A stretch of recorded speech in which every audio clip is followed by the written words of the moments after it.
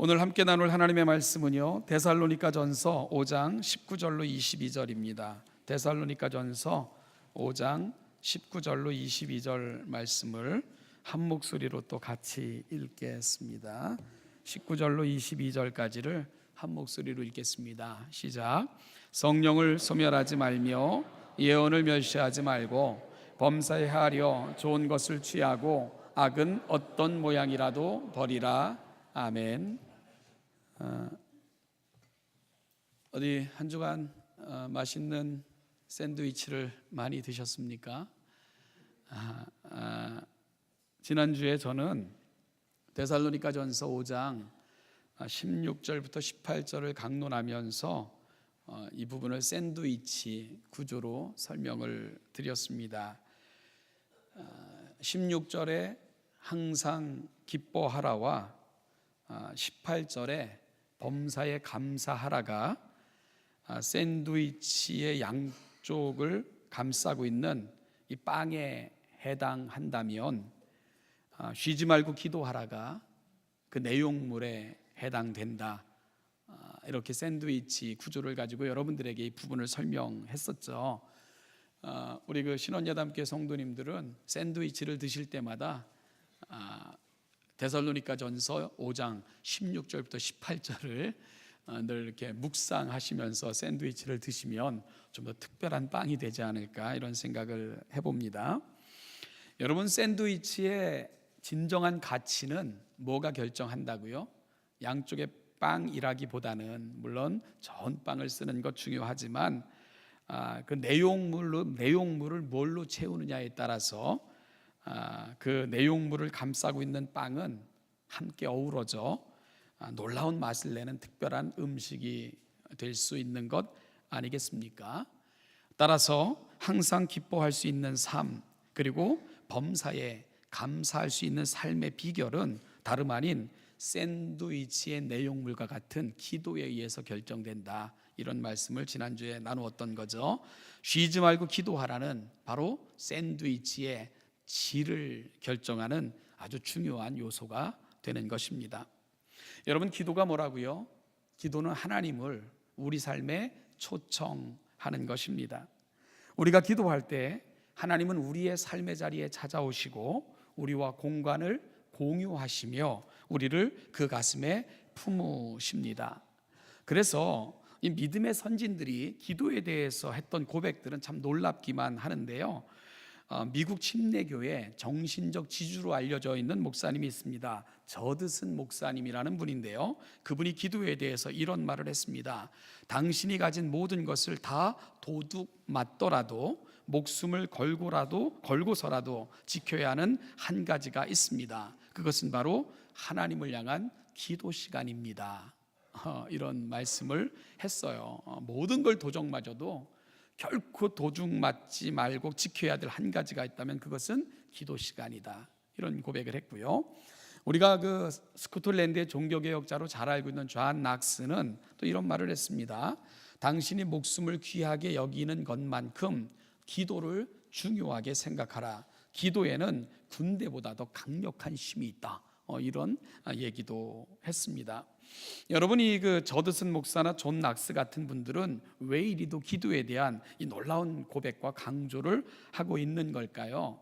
한국의 그 한국의 그 서점에 가보면 기도에 대한 아주 많은 책을 쓴 분이 한 분 계십니다. 그분의 책이 번역됐는데 토레이라는 분인데요, 이 토레이라는 분이 기도에 대해서 이렇게 고백을 했습니다. 이 토레이라는 분의 고백을 들으면 왜 저드슨 목사나 존 낙스와 같은 분들이 기도에 대해서 이토록 강조하고 있을까 하는 이유를 우리가 알 수 있을 것 같은데요, 토레이는 기도에 대해서 이렇게 말했습니다. 기도는 큰 산에 구멍을 내는 것과 같다. 우리가 이쪽에서 뚫으면 하나님은 다른 쪽에서 역사하시며 구멍이 생길 때 하나님의 능력이 통행되도록 큰 문이 열리게 된다.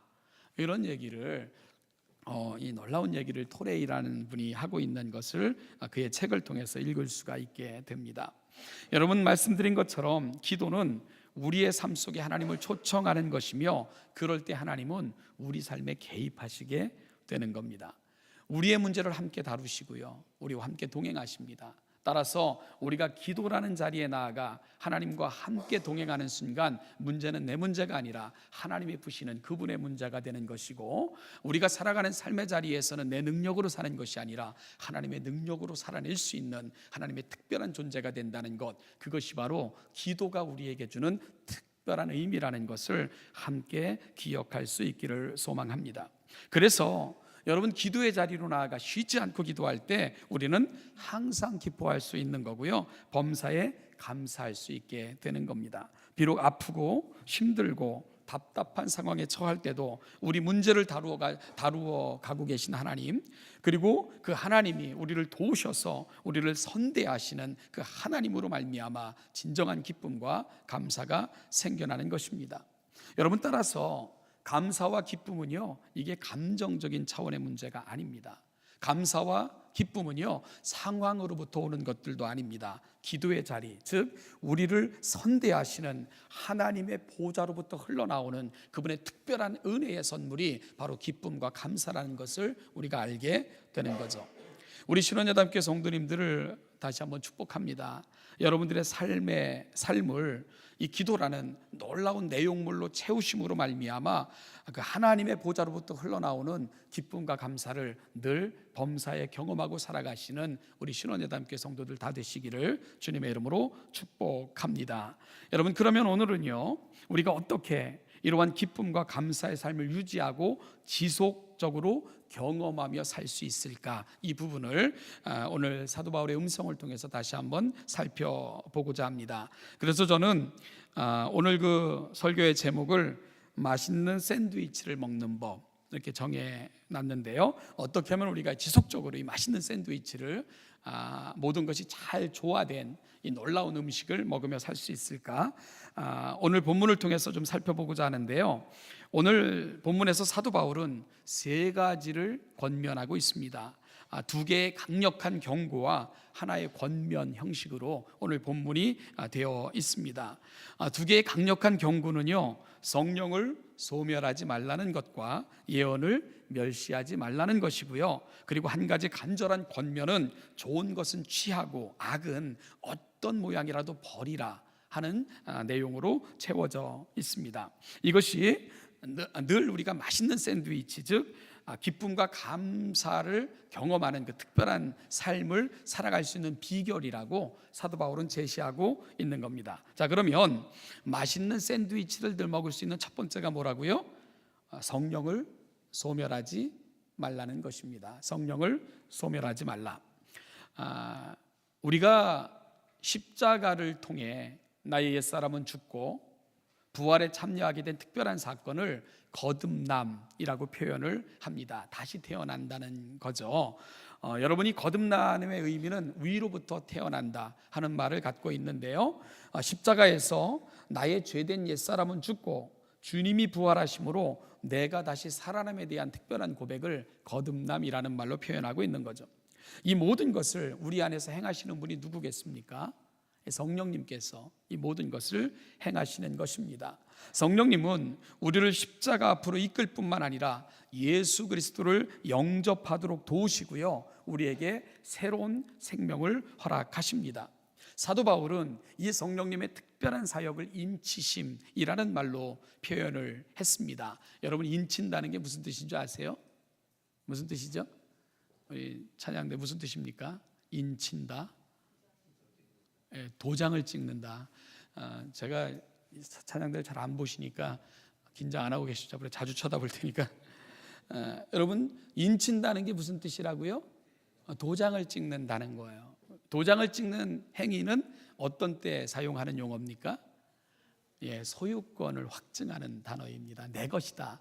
따라서 성령이 우리에게 인을 친다, 도장을 찍는다는 것은 너는 내 것이다, 이걸 확증하시는 행위를 성령님께서 하시는 겁니다. 즉 성령은 영원하신 성부의 계획을 조차 이 땅에 오셔서 우리 죄를 위해 십자가에 못 박혀 죽으심으로 온 세상의 죄를 대속하시고 부활하심으로 우리에게 새로운 생명을 허락하신 그 예수 그리스도의 은혜를 우리에게 구체적으로 적용하시는 그런 역할을 성령님이 하시는 거죠. 여러분, 그렇게 성령께서 우리 가운데 찾아오셔서 인치시는 사건을 다른 말로는 성령 세례라 이렇게 표현하기도 합니다. 그뿐만이 아닙니다. 성령님은 그렇게 놀라운 은혜를 베푸셔서 하나님의 새로운 자녀로 거듭난 자녀 속에 내주하시면서 우리와 함께 동행하시는 분 역시 성령 하나님이십니다. 심지어 사도 바울은 우리 몸을 성령이 거하시는 성전이라 이렇게 표현하기까지 했죠. 따라서 성령님께서는 우리를 향한 놀라운 기대와 소망을 갖고 계십니다. 여러분, 그게 뭔지 아십니까? 우리와 친밀한 교제를 나누시는 거예요. 그리고 우리와 함께 동행하시는 것, 이것이 바로 성령님이 우리를 향해 갖고 계신 가장 놀라운 그분의 꿈입니다. 이것이 하나님이 우리를 향해 갖고 계신 계획이며 또한 바램이시기도 합니다. 이것은 하나님이 우리를 하나님의 형상대로 지으신 이유이기도 해요. 여러분, 하나님이 왜 우리를 하나님의 형상대로 지으셨는 줄 압니까? 우리와 교제하고 싶으셔서 하나님의 격을 닮은 자들로 우리를 지으신 겁니다. 예수님께서 제자들을 부르시면서 부르심의 가장 특별한 목적을 뭐라고 설명하셨는 줄 아십니까? 같이 있고 싶으시다. 그것이 예수님의 꿈이라고 말씀하셨어요. 장차 우리가 새하늘과 새 땅에 들어가게 될 것입니다. 그런데요, 예수님께서 새하늘과 새 땅을 설치하시고 저와 여러분들을 그곳으로 인도하시는 이유가 뭔지 아십니까? 함께 있고 싶으시기 때문인 거예요. 그래서 새하늘과 새 땅, 그 나라의 가장 중요한 특징은 하나님과 우리의 온전한 교제가 회복되어지는 나라, 그것이 바로 하나님의 나라의 가장 놀라운 특징이라고 성경은 끊임없이 말씀하고 있는 겁니다. 사랑하는 여러분, 하나님은 나를 원하십니다. 나와 함께 계시고 싶은 꿈, 그것이 바로 하나님의 간절한 소망이시며 하나님이 가장 기뻐하시는 일입니다. 바로 이 성령님을 소멸하지 말라는 거예요. 그것이 맛있는 샌드위치를 늘 항상 먹을 수 있는 첫 번째 조건이라고 사도 바울은 말씀하고 있는 겁니다. 사랑하는 여러분, 그러면 어떻게 해야 우리가 성령을 소멸하지 않을 수가 있을까요? 어떻게 지속적으로 성령과 함께하는 이 놀라운 교제의 삶을 우리가 누리며 살아갈 수 있을까요? 우리가 성경을 종합적으로 살펴볼 것 같으면, 특별히 지금 저와 여러분들은 누가복음을 강론하다가 잠깐 멈춰 있는 상태잖아요. 우리가 누가복음 강해 때 함께 나눴던 말씀이 있습니다. 하나님의 사람들이 기도할 때 기도하는 사람들에게 하나님이 주시는 가장 놀랍고 특별한 선물이 있습니다. 기도응답, 가장 놀라운 기도응답이 있습니다. 그게 뭐라고요? 성령을 주시는 거예요. 성령을 주신다. 우리가 기도할 때 하나님이 우리에게 주시는 가장 놀라운 기도응답 그리고 선물은 뭐라고요? 성령을 보내주시는 거예요. 그런데 이 성령을 보내주신다는 건 어떤 뜻이겠어요? 하나님이 우리 삶의 자리에 직접 찾아오신다는 그러한 뜻을 갖고 있는 거죠. 우리가 사도행전을 보면 성령님께서 충만하게 역사하셔서 그분의 뜻을 드러내시고 보여주시고 그리고 이끄시는 특별한 역사는 항상 기도의 자리와 함께 가고 있음을 우리가 또한 주지할 필요가 분명히 있습니다. 시편에 많은 하나님의 사람들은 때로는 죄를 짓기도 하고요, 때로는 낙담하기도 하고 절망적인 상황에 처해 있을 때 그들이 늘 나아갔던 특별한 자리는 바로 기도의 자리였노라고 고백하고 있습니다. 그럴 때 하나님은 찾아오셨고요, 그들을 위로하셨고 상한 심령을 회복시켜 주셨고 하나님의 사람으로 온전케 다시금 만들어 가시는 놀라운 역사를 경험했던 자리는 늘 기도의 자리였노라고 고백하고 있습니다. 사랑하는 여러분, 답이 뭐죠? 성령을 소멸하지 않고요, 우리가 맛있는 샌드위치를 지속적으로 먹을 수 있는 그 놀라운 비결로 제시되는 답, 그것이 뭐겠습니까? 바로 기도인 거죠. 기도는 우리 안에서 성령님께서 거하시고 동행하시고 일하시기를 간절히 구하는 행위이며 또한 그 성령님을 갈망하며 충만히 거하시기를 요청하는 특별한 시간, 그것이 바로 기도의 시간이라고 성경은 가르쳐 주고 있는 것입니다. 어느 그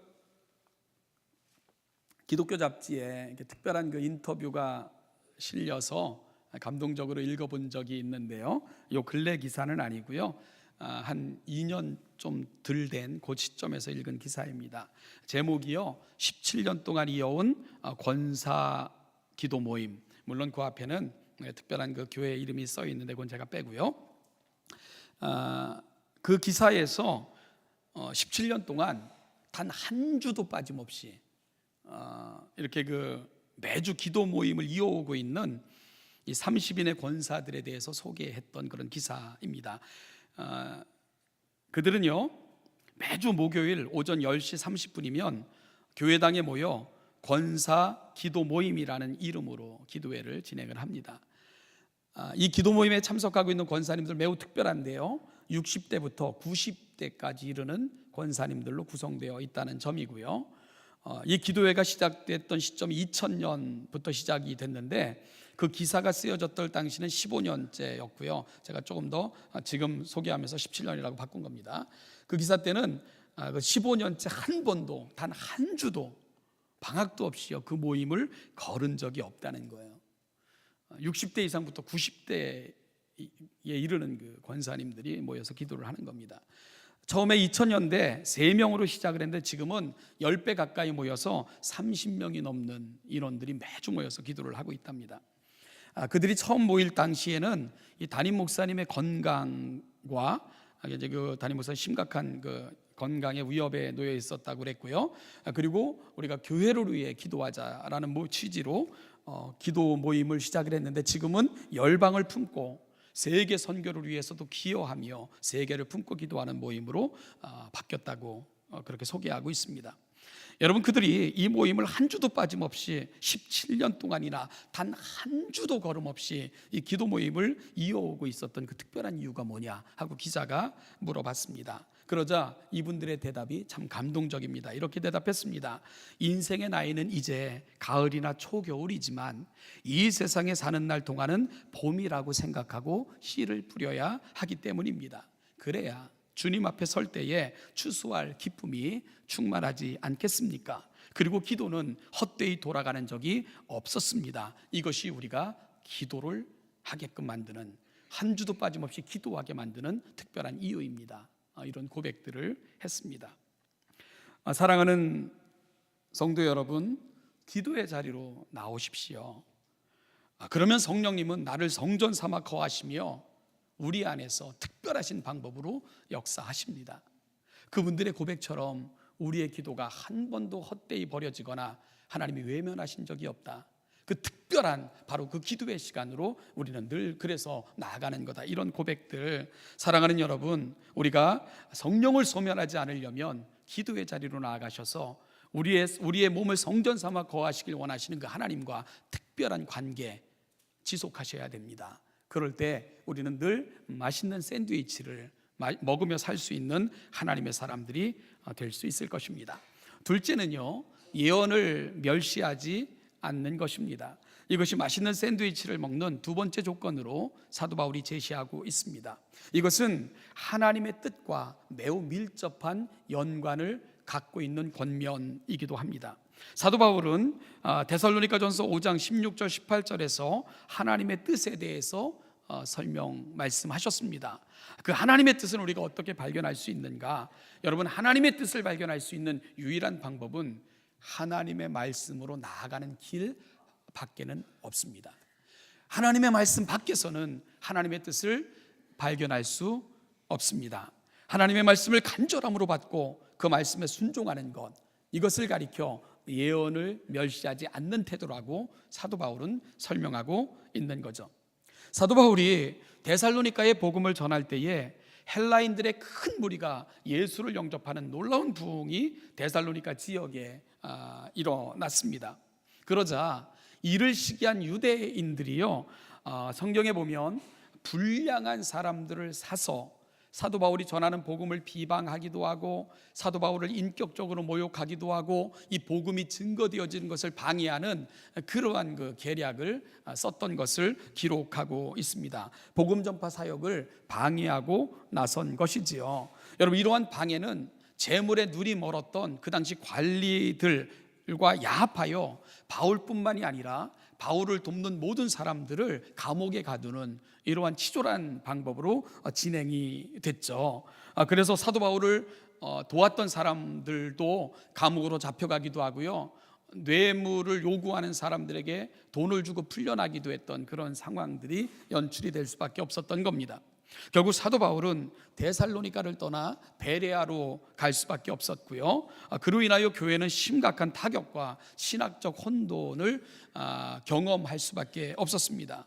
그러자 사도 바울은 이를 위해서 특별한 사람을 파송하게 되는데, 이 일을 제대로 하나님의 말씀의 터위에 교회를 세워달라고 부탁받고 데살로니가에 이르게 된 사람이 바로 디모데였죠. 디모데는 그 교회로 급파되어 그 하나님의 말씀을 가르치고 말씀의 도위에 교회를 세우고자 끊임없이 노력을 했습니다. 그 결과 데살로니가 교회는 정상으로 돌아올 수 있었고요. 후에 디모데는 이 놀라운 하나님의 역사를 사도 바울에게 고백을 하게 됩니다. 그러자 감사의 마음을 담아 더욱더 굳건하게 교회가 성장해 가기를 소망하는 소망을 담아 보낸 편지가 바로 데살로니가서가 되는 겁니다.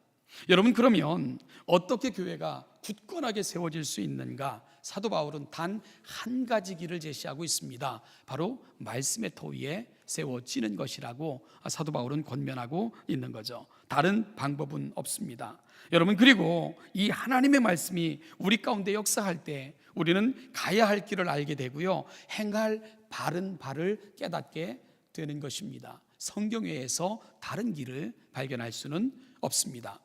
오늘 본문에서 예언을 멸시하지 말라 했을 때, 이 예언은요, 오늘 어떤 은사주의권에서 일어나고 있는 개인에 대한 예언이나 아니면 운명에 대한 이야기들, 아니면 내가 참 예언자느니 참 예언자가 나타났다느니 이런 류의 예언이 결코 아닙니다. 이 세상을 향한, 우리를 향한 하나님의 거룩한 뜻, 그 뜻이 담겨있는 하나님의 말씀을 멸시하지 말아라, 그 말씀이 증거되어질 때 그 말씀을 가슴에 품어라 하는 것이 예언을 멸시하지 말라는 이 특별한 권면 속에 담겨져 있는 뜻입니다. 제가 미국에 있는 그 갈보리 채플이라는 교회에서 예배를 했던 적이 있습니다. 유명한 척 스미스 목사님이 목회하는 교회였는데요, 이 전통적으로 이렇게 목회하시는 목사님인데, 그날도 이제 그 목사님의 설교를 들을 수가 있었죠. 정말 깊은 은혜를 경험했던 시간이었는데요, 그 목사님이 그날 그런 말씀을 하셨어요. 오늘날 미국의 위기는 성경의 권위를 버렸기 때문이라고 진단을 하셨습니다. 그러면서 이 성경의 권위가 회복되지 않으면 미국은 점점 더 어려움에 처하게 될 것이라고 말씀하기도 했습니다. 그러면서 성경은 온전한 하나님의 말씀이며 모든 성경이 영감된 거룩한 하나님의 말씀임을 믿을 때 그 터 위에 미국은 바로 세워질 수 있다고 말씀을 하셨습니다. 그런데 미국은 이 온전히 하나님의 말씀이 영감되어졌다는 그 교리를 버렸다는 거예요.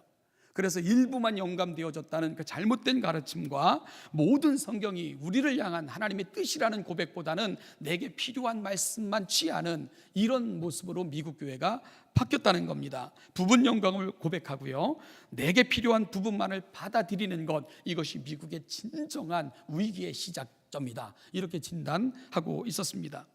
하나님의 말씀을 말씀되게 그 권위 앞에 분명하게 설 때 진정한 회복이 임할 것을 강력하게 외치시는 그 노 목사님의 말씀은요, 얼마나 귀한 감동으로 다가왔는지 모릅니다. 사랑하는 여러분, 오늘 이 시대의 위기가 어디에 있을까? 오늘 그 사랑하는 목사님의 말씀이 저와 여러분들에게는 해당되고 있는 말씀은 아닙니까? 우리가 하나님의 말씀의 권위 앞에 얼마나 겸손하게 서고 있습니까?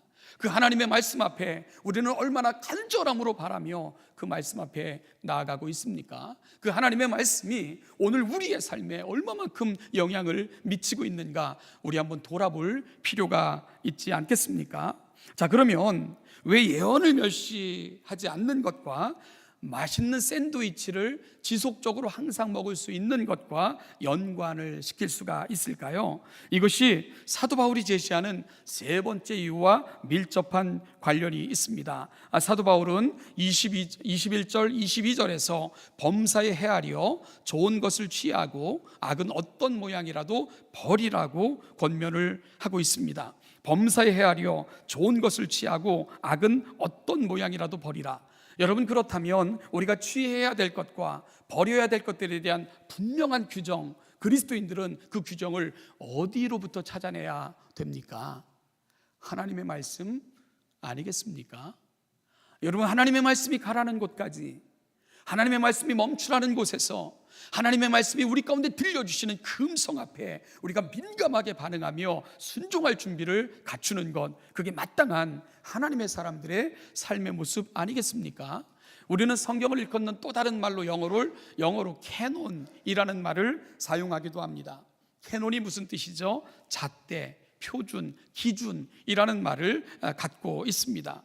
샌드위치에 들어갈 내용물이 부패하지는 않았는지, 균형 잡힌 영양과 맛을 지니고 있는지, 이 모든 것을 판별해주는 유일한 캐논, 잣대가 있다면 그것은 곧 성경이라는 거죠. 여러분, 그 성경 말씀으로 우리의 삶을 늘 점검하고 그 말씀 앞에 끊임없이 서고 그 말씀으로 나를 끊임없이 비추어 보고 그 말씀을 통해서 좋은 것을 가슴에 담고 하나님이 원하시지 않는 것은 어떤 모양이라도 버리고자 하는 간절함, 그것이 바로 우리가 늘 하나님의 사람으로 맛있는 샌드위치를 먹을 수 있는 사람으로 만들어 간다는 것입니다. 바이블 아카데미 강의를 마치고 나오는데 성도님께서 질문을 하시더라고요. 아주 근심 어리게, 목사님, 제가 성경을 읽다 보니까 아주 그 마음에 이 부담이 되는 그런 성경 구절을 만나게 돼서 질문을 한다는 거예요. 그건 뭐냐 하면 이스라엘 백성들을 향해 광야에서 하나님께서 율법을 주시면서 그 내용 중에 이는 이로, 눈은 눈으로 갚으라 말하였거니와 라는 구절이 있죠. 그러면서 어떻게 성경에 이런 구절이 쓰여 있는지 모르겠다는 거예요. 여러분, 정말 귀한 마음씨를 지니고 있는 분이죠. 어떻게 예수 믿는 사람이 보복하며 살 수 있나요? 이런 말씀을 제게 하셨던 거죠. 그게 견딜 수 없어서 성경을 읽다가 더 이상 나아가지 못하고 제게 질문한다고 그렇게 말씀을 하셨어요. 그래서 당시의 상황을 말씀드리면서 이 비슷한 시기에 쓰여졌던 그 세상의 법전이 함무라비 법전 이런 것들이에요. 그 당시 함무라비 법전과 세상의 법전의 체계가 어떻게 구성되어 있는지 여러분 아시죠? 그것은 그 권위, 그리고 정치적인 권세, 권력을 세워주기 위한 용도로 만들어진 법전들 아닙니까? 거기에는요 아주 살벌한 보복이 기본적으로 그 법들에는 기저에 깔려 있죠. 예를 들면 하나를 손에 입히면 열을 갚아줘라, 이런 식이 세상에서 통용되어지던 법들이었습니다. 그런데 성경에서 이는 이로, 눈은 눈으로 갚으라 말하였거니와 라는 말씀이 나오는 부분은 어떤 의미로 이 말씀이 주어진 거냐 하면, 성경은 인간의 악함을 아시고는 비록 갚을지라도 지나친 보복에 대한 금지 조항으로 그 법들이 주어지고 있는 겁니다. 따라서 인간의 악함은요, 내가 하나를 손해보면 하나 갚는 것 가지고는 만족 못하는 게 인간의 본성 아닙니까? 그 무자비함, 살벌함이 늘 우리 안에 있는 거예요. 그걸 금지시키면서 하나님의 법의 테두리 안에서 지나친 보복을 금지하는 것들이 바로 그 규정이 주어지게 된 배경이라는 것을 말씀드리면서, 은혜의 그 말씀의 기저에는 은혜가 있다는 것을 설명드렸죠. 그랬더니 수긍을 하시더라고요. 여러분, 말씀을 읽는 것은 바로 그런 것입니다. 그 말씀 앞에서 멈추시는 거예요. 그리고 내 삶을 돌아보시는 것입니다. 그리고 그 말씀의 권위 앞에 내 자신을 공개하는 겁니다. 그 말씀의 권위 앞에 나를 세우는 것입니다. 그리고 그 말씀 앞에 따르기를 내가 결심하는 순종으로 그 말씀을 받는 것입니다. 성경에서 지키라고 하는 것들은 마음에 담고 버리라고 하는 것들은 부지런히 버리는 연습을 우리 삶의 자리에서 하시는 겁니다. 가까이 하라고 하는 아름다운 것들은 내가 간직하기 위해 몸부림치고, 멀리 떠나라고 명령하신 것들은 입술을 깨물고서라도 내가 어떤 악이라도 모양을 버리게 하옵소서 간절히 구하며 나아가는 것, 이것이 바로 하나님의 사람들이 가져야 될 삶의 모습이라는 겁니다. 그래서 21절 말씀, 우리 본문에는 표현되어 있지 않지만 범사에 헤아려 속히 좋은 것을 취하고 라고 표현되어 있습니다. 속히라는 말이 포함되어 있어요. 여러분, 지체하지 말라는 거예요. 하나님의 말씀, 그 말씀이 들려질 때, 그 말씀의 권면을 받을 때 지체하지 말라는 겁니다. 여러분, 악을 행하면서요 항상 기뻐할 수는 없어요. 악을 행하면서 성경적 방식으로 살지 않으면서도 항상 기쁨이 넘친다면 그 사람은 분명 그리스도인이 아닙니다. 성령의 사람이 아닐 것입니다. 악을 사랑하고 악을 행함으로 우리가 온갖 것들을 누리면서도 감사한다면 그건 분명 성령이 내주하는 사람이 아닐 것입니다. 성령 안에서 진정한 기쁨은 범사에 하려 좋은 것을 취하고 악은 어떤 모양이라도 버림으로 말미암아 버리는 자리에 주어지는 특별한 은혜인 것을 기억할 필요가 있습니다. 그래서 우리가 갈라디아서를 보면 성령의 열매가 기록되어 있죠. 잘 봐라. 성령의 열매는 이것이라: 사랑, 실학, 화평, 오래 참음, 자비, 양성, 양선, 충성, 온유, 절제다. 성령의 열매는 이렇게 맺혀진다라고 말씀하고 있어요. 여러분, 그런데 성령의 열매는 한마디로 말하면 사랑입니다. 사랑. 그 사랑이 아가페예요. 아가페인데 이 사랑이 우리 삶의 자리에서 여러 가지 빛깔을 만들어내는 거죠. 기쁨, 그 다음에 화평, 오래 참음, 자비, 양선, 충성, 온유, 절제로 그런 모양으로 이렇게 만들어지는 겁니다. 따라서 성령의 열매는 사랑인 거죠. 그런데요, 여러분, 이 성령의 열매가 사랑이라고 이야기할 때, 사랑 즉 조건 없이 베푸는 아가페, 이것으로 말미암아 되어지는 현상 중에 첫 번째로 사도 바울은 뭘 제시하고 있습니까? 기쁨입니다. 기쁨. 그래서 사랑, 실학, 우리 안에 기쁨이 있는 거예요. 성령으로 살아가는 사람들에게 느껴지는 그 특별한 감정, 그것은 기쁨이라는 것입니다. 그것은 하나님의 뜻대로 살아냈을 때에 내 안에 되어지는 그 놀라운 특별함, 그것이 바로 기쁨이라고 사도 바울은 설명해 내고 있는 겁니다. 사랑하는 신원여담교회 성도 여러분, 이 맛있는 샌드위치, 신앙은 바로 기도를 내용물로 하여 그 내용물을 기쁨과 감사로 포장하는 맛있는 샌드위치를 먹는 일이다. 이렇게 정의하면 안 될까요? 그럴 수 있을 것 같습니다. 신앙은 기도를 내용물로 하여 그 내용물이 함께 감싸져서 기쁨과 감사로 표현되어지는 특별한 삶의 방식이 바로 신자들의 삶의 방식이다. 어찌 보면 사도 바울은 그렇게 우리 삶의 방식을 표현하고 있는 겁니다. 이를 위해서 우리 안에 성령을 근심되게 하지 말고 늘 충만히 일하시도록 기도의 자리로 나아가 성령 하나님이 우리 가운데 충만히 거하시기를 위해 우리가 우리의 삶의 자리를 내어드려야 됩니다. 여러분, 그 내용물이, 우리 삶의 내용들이 정말 부패되지 않고 오염되어 있지는 않는가를 하나님의 말씀을 통해 부지런히 살펴야 됩니다. 예언을 멸시하지 않는 거죠. 그리고 그 말씀 앞에 나를 세워 그 말씀이 가라는 곳, 원하고 기뻐하는 것, 정말 아름답다고 말씀하시는 것들은 가슴에 담고 그렇지 않은 것들은 어떤 모양이라도 버리려고 애쓰는 것, 그것이 바로 하나님의 거룩한 은혜를 누리고 살아가길 원하는 성도들이 가야 될 자리라고 사도 바울은 설명하고 있는 겁니다. 사랑하는 신원여담교회 성도 여러분, 성령님은 우리 몸을 성전 삼아 거하시기를 원하십니다. 성령께서 우리 몸을 성전 삼아 거하실 때 우리 안에 되어지는 특별한 은혜들이 있습니다. 바로 기쁨과 감사로 우리의 삶을 애워 싸신다는 거죠. 우리 사랑하는 신원여담교회 성도님들, 이 특별한 기도의 자리, 그 자리에서 하나님을 만나 하나님과 동행하심으로 말미암아 이 특별한 은총을 누리고 살아가시는 기쁨과 감사가 여러분 삶의 자리마다 한없이 하나님의 보좌로부터 넘쳐나시는 복된 인생들 다 되시기를 주님의 이름으로 축복합니다. 기도하겠습니다. 하나님 아버지, 은혜와 사랑을 감사합니다. 오늘 이 아침 우리를 이 자리로 인도하여 주신 그 은혜 앞에 감사합니다.